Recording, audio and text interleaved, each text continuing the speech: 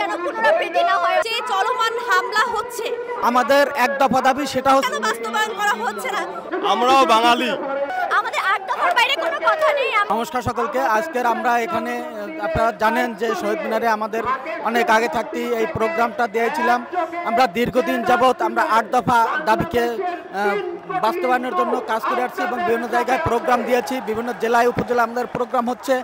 আমরা বলতে চাচ্ছি যে আমাদের এক দফা দাবি, সেটা হচ্ছে এই 8 দফা দাবিকেই বাস্তবায়ন করা। এই 8 দফা দাবি যদি আমাদের হয়ে যায় তখন আর আমরা মাঠে থাকবো না।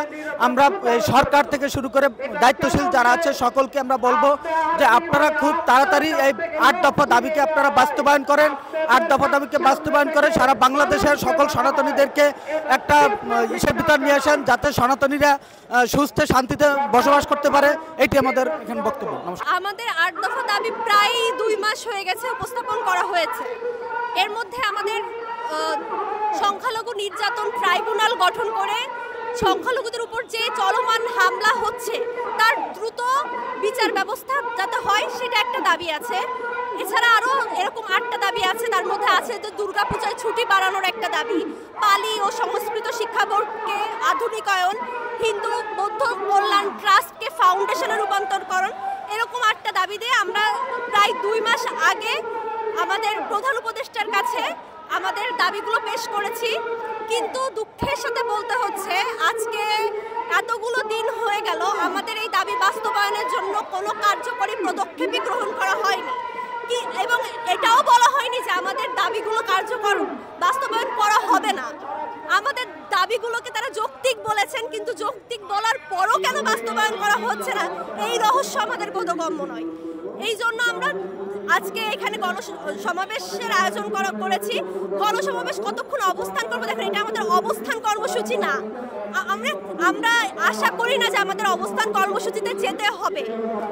এই জন্য আজকের অনুষ্ঠান যতক্ষণ বক্তব্য চলছে ততক্ষণের মধ্যেই আমরা শেষ করব, এবং অবস্থান কর্মসূচি যেহেতু নয়, আমরা দ্রুত সময়ের মধ্যে শেষ করে শান্তিপূর্ণ একটা সমাবেশ আমরা এই স্থান ত্যাগ করব। কিন্তু আমরা বিশ্বাস করি, এখনো পর্যন্ত বিশ্বাস করি যে আমাদের প্রধান উপদেষ্টা মণ্ডলীর সদস্যবৃন্দ অবশ্যই আমাদের 8 দফাকে মেনে নেবে এবং দ্রুত বাস্তবায়ন করবে। এটা আমাদের আহ্বান।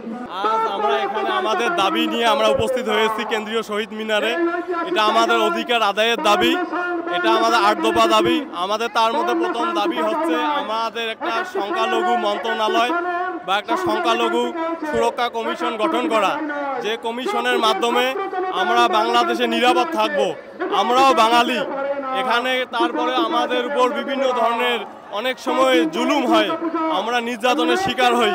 কাজেই আমাদের যে 8 দফার প্রথম দাবি সংখ্যালঘু সুরক্ষা কমিশন গঠন। আর সামনে আমাদের দুর্গাপূজা, যাতে আমাদের কোনো মন্দিরে বা সংখ্যালঘু পরিবারের উপর হামলা না হয়, এটার একটা নিশ্চয়তা দেওয়া। আর ইতিমধ্যে সরকারও অনেকটা পদক্ষেপ নিয়েছে। আর আমি সরকারকেও ধন্যবাদ জানাই, যাতে করে আমরা শান্তিপূর্ণভাবে এই দেশে থাকতে পারি। আর আমি কুড়িগ্রাম থেকে এসেছি, আমি এবং আমার পরিবারও হামলার শিকার। 6 আগস্ট আমার পরিবারের উপর হামলা হয়। আমাদের বসতবাড়ি, ঘরবাড়ি দুষ্কৃতী 15 হতে 20 জন দুষ্কৃতিকারী আমাদের ঘরবাড়ি ভেঙে চুরে সব কিছু লুট করে নিয়ে যায়। পরে 7 আগস্ট আমরা সেনাবাহিনীর সহযোগিতা কামনা করি। বাংলাদেশের সেনাবাহিনীর কাছে আমরা চির ঋণী হয়ে থাকব। তারা এসে 7 আগস্ট বিকাল 4টার দিকে এসে আমাদের বসতবাড়ি উদ্ধার করে দেয়। কিন্তু এখন পর্যন্ত যে 5-6 লাখ টাকার যে মালামাল এখন পর্যন্ত আমাদেরকে ফেরত দেয়নি। আমি এবং আমার পরিবার এখনও আমরা আতঙ্কে আছি।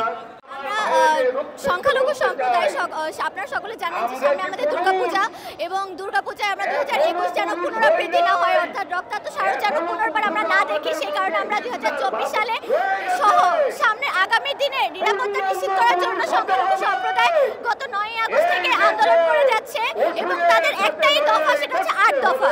আমাদের 8 দফার বাইরে কোনো কথা নেই। আমার মধ্যে রয়েছে বাংলাদেশের বিভিন্ন জেলায় এখন পর্যন্ত সংখ্যালঘুদের উপর যে নির্যাতন এবং হামলার ঘটনা ঘটেছে, সেখানে আমাদের ক্ষতিগ্রস্তদের ক্ষতিপূরণ এবং পুনর্বাসন দিতে হবে, এবং দোষীদেরকে শাস্তির আওতায় আনতে হবে। সংখ্যালঘু সুরক্ষা আইন দিতে হবে, সংখ্যালঘু মন্ত্রণালয় দিতে হবে। দেবত্ব সম্পত্তি প্রত্যার্পণ এবং অর্পিত সম্পত্তি আইন দিতে হবে। আমাদের সকল বিশ্ববিদ্যালয় এবং কলেজে সংখ্যালঘুদের জন্য প্রার্থনা কক্ষ দিতে হবে। আমাদের যে ধর্মীয় কল্যাণ ট্রাস্টগুলো আছে, হিন্দু বৌদ্ধ খ্রিস্টান ধর্মীয় কল্যাণ ট্রাস্টগুলোকে ফাউন্ডেশনে রূপান্তর করতে হবে। আমাদের সংস্কৃতি এবং পালি শিক্ষা বোর্ডের আধুনিকায়ন করতে হবে। এবং অষ্টম দাবি হচ্ছে আমাদের শারদীয় দুর্গাপূজায় 5 দিন ছুটি এবং সংখ্যালঘু সম্প্রদায়ের ছুটিগুলো নিশ্চিত করতে হবে। এই 8 দফার জন্য আমরা বিগত 9 আগস্ট থেকে শিক্ষার্থী প্রতিনিধিরা সংখ্যালঘু সম্প্রদায়কে একজোট করে আন্দোলন চালিয়ে যাচ্ছি।